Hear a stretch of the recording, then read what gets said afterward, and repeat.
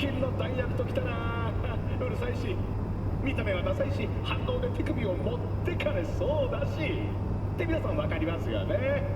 もしかすると新しいものを試してみる時かもしれません。今日ご紹介するのはダランポリテクニック社の超定番商品、愛されてやまない DR12 クエサー電磁ピストルです。いつもならダラなんて紹介しません。なぜって大したラインナップがないからです。結局あそこは研究開発がメインで特許の使用料で食ってる会社ですよ。まったくつまらない連中だなのにこの会社が銃を作るといつも必ずとても手の込んだ仕組みを実装してます。いわば新技術のお披露目ですね。まあこういうのは得てして不安定だったりするもんですが、ダラのハンドガン製造ラインは例外です。最初のモデルはノバという商品でした。ただの火薬式のピストルで目新しい要素は何もなかった。しかしこのクエーサーは根本から作りが違うんです。クエーサーを見て皆さんが最初におやと思うのは奇妙な形のレシーバーでしょう。組み立てミスかと思いますよね。でもこれが驚くほど手に馴染むんです。ぴったりのホルスターがなかなか見つからないのが難点ですがそれに加えてこの今じゃ珍しいレトロな見た目のドラムマガジン、大恐慌時代のガンマンや前世紀の銀行強盗を彷彿させます。ところがこのドラムマガジン、普通の弾丸ではなくなんとバードショットが入ってるんです信じられます？言いたいことは分かります。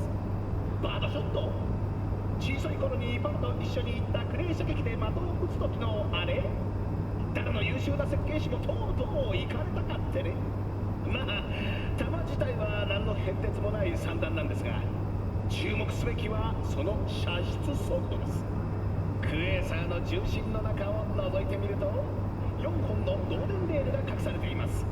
これを使ってシリンダー内部に2つの相対する電磁場を発生させ、散弾を装填しレールに電流を通してやるとズドーン1回の射撃で頑丈な鉛の板の表面が半インチばかりえぐれます。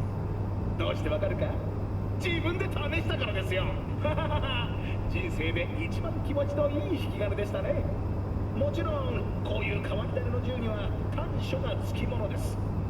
例えば銃撃戦中にバッテリーが切れたら業務用ステープラ程度の威力しか発揮することができません。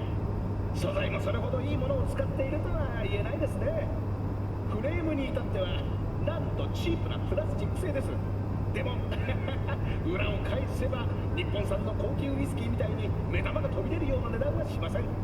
欠点はありますがこう言わせてください。まずはお試しをってねお近くの銃砲店に行ってその目でぜひ確かめてください。それでは皆さんまた次回お会いしましょう。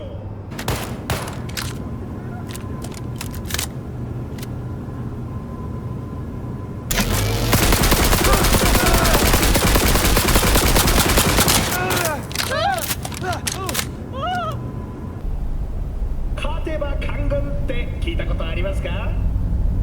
もし自分が銃を作る会社を経営しており、新合衆国と自由州が全面戦争の瀬戸際にあるとしたらどうします？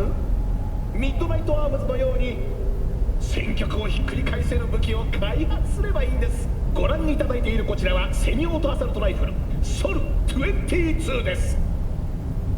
これを見てライフルというより戦車砲じゃないかと思ったあなた、それでも無理はありません実際のところ最近の弾道テストによればソル22の威力は荒坂社のキツネにも匹敵することが明らかになっています。つまりは反動もそれほど強烈ということです。チタン製の内骨格インプラントとカーボンファイバーの強化筋肉繊維をお持ちでない限りこの怪物を撃つのは自殺行為でしょう。この銃の設計者が持っていたコンセプトは2つだけ、生産性と破壊力です。となると信頼性はどうでしょう。逆に取り回しや傾向性などは度外視ですね。ありとあらゆる気象条件でソル22を試射しました。滝のような雨、砂嵐に熱波、それはもう思いつく限り。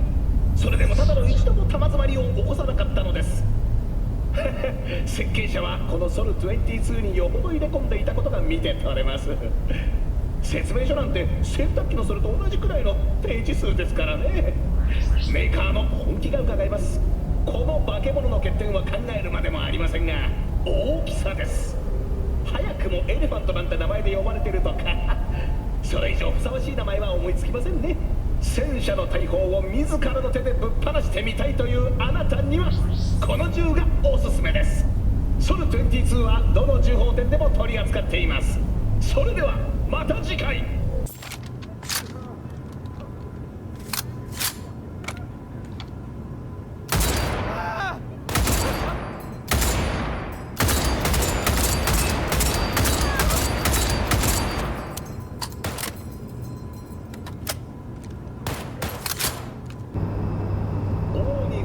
車ながら価格は庶民的。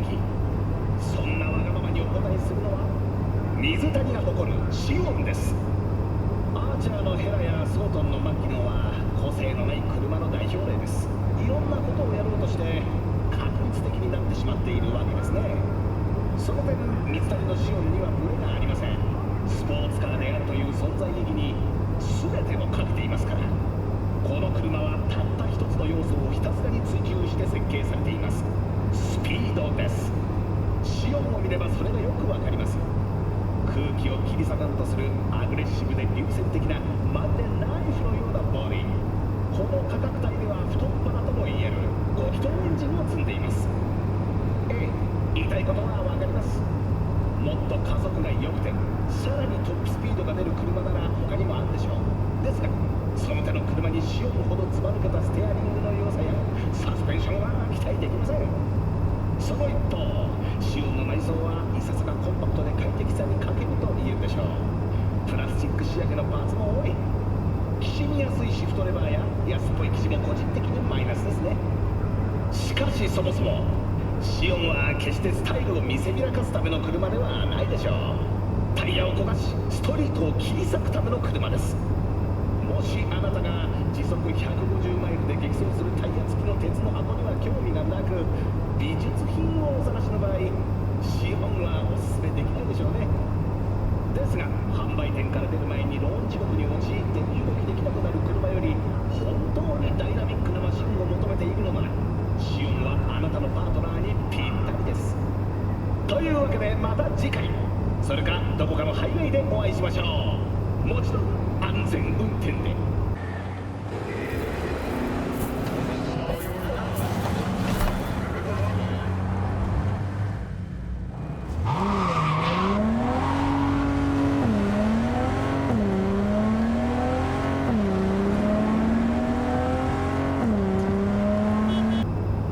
体がシートに押し付けられ次第に目が潤んでくるあの感覚をご存知ですか？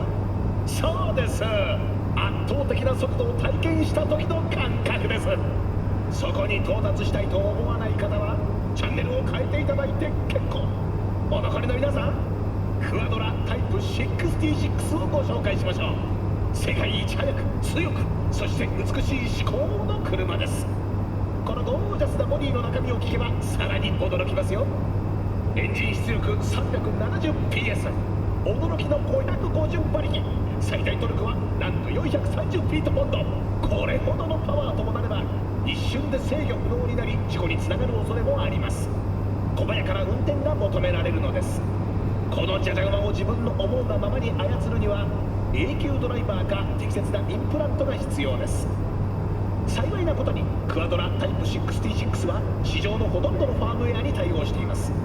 そして何といってもこの内装、まるで戦闘機。車に乗っていることを忘れそうです。それどころか本物の戦闘機だってクアドラのスタイルにはかないません。この座席もダッシュボードもあらゆる細部にまでデザイナーのこだわりが感じられます。デビューから年月の経ったクアドラタイプ66ですが未だに最新モデルの高級車にも引けを取らない人気と走りを誇っているのです。ワインに例えるのが分かりやすい。熟成するほど深みが増し、ほらスピードに酔いしれることができるのです。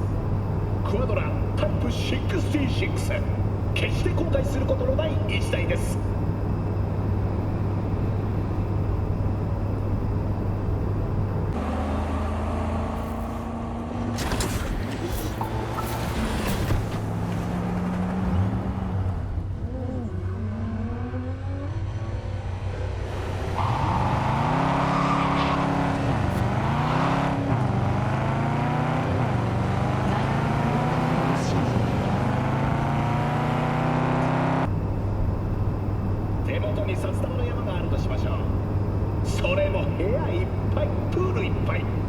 球場にいっぱいの札束です。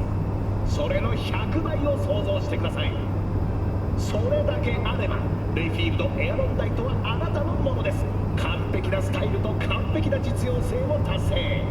車に求める贅沢の頂点と言えるでしょう。エアロンダイトが誇る流線形のボディは20世紀初頭のリムジンが得意としていたエレガントな雰囲気とイタリア製スポーツカーのワイルドさを併せ持ちます。それでいてあらゆる要素がお互いを引き立て合っている。まるで他の全ての車を淘汰すべく遺伝子組み換えにより誕生した全く新種のスーパーカーとも言えるのではないでしょうか。馬力はなんと1800。聞き間違いじゃありません。1800馬力です。エアロンダイトは合法的に車道を走れる中では世界最速の車です。翼をつければ成層圏まで飛んでいくでしょうね。お気づきの通り窓は一つもありません。エアロンダイトは周囲の景色を車内に映し出すことができるんです。クリスタルドームのおかげでね。運転するあなたには周囲がはっきりと見えますが外からは誰にも見られませんこの英国製最高級スポーツリムジンは標準走行仕様でも戦車より安全でご覧の通り比べ物にならない品格を提供します。またインテリアについても高級志向の皆さんの期待を裏切らない作りになっています。ミニマルなデザイン、バックライト付きパネル、本革のシート、チェリーウッド仕上げ。お金があったらな。エアロンダイトを所有できる人はおそらく世界でも1000人以下。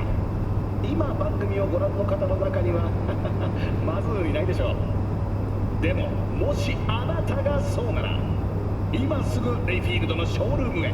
絶対に損することはありませんよ。それではまた次回、もしくはどこかのハイウェイで。